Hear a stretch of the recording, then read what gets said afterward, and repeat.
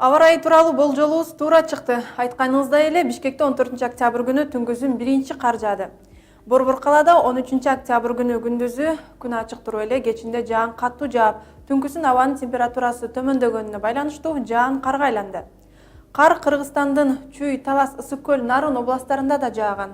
Ал эми эртең Кыргызстан жана ага кошуна жайгашкан өлкөлөр боюнча аба ырайы кандай өзгөрөт? Аны мен Гүлүм Эркинбек кызы кененирээк айтып берем. Саламатсыздарбы?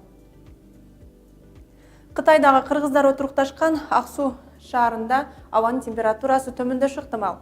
Бирок күн ачык бойдон калат. Үрүмчү шаарында болсо күндүзү жаан жаап, ал кечке жуук токтошу керек. Казакстандын Борбор калаасы Астанада кечээ жааган жаан бүгүн токтойт. Эртең күнбүркөө болуп, абанын температурасы төмөн болмокчу.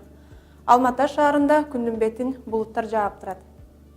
Өзбекстанда жаан-чачын эртең басаңдап, Фергана өрөөнүндө күндүн бети көрүнө баштайт. Ташкентте да күн чайыттай ачык болмокчу. Жаан Нукус өрөөнүндө жаашы мүмкүн.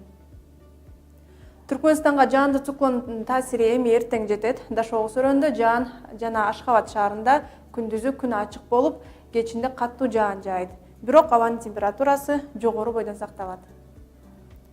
Тажикстанда күн ачык болуп, абанын температурасы орто ченемден жогору. Ал эми Кыргызстанда 15-16 октябрда жаан-чачын күтүлбөйт. Батыштан соккон шамалдын ылдамдыгы секундасына 4-9 метрден, 15 октябрда түнкүсүн Ысык көл акваториясында 19-24 метрге чейин жетет. Жылуу кийиниңиздер, эртең Кыргызстанда үшүк жүрүшү күтүлүүдө. Аба ырайы тууралуу кабарым ушундай болду. Көрүшкөнчө сак болуңуздар.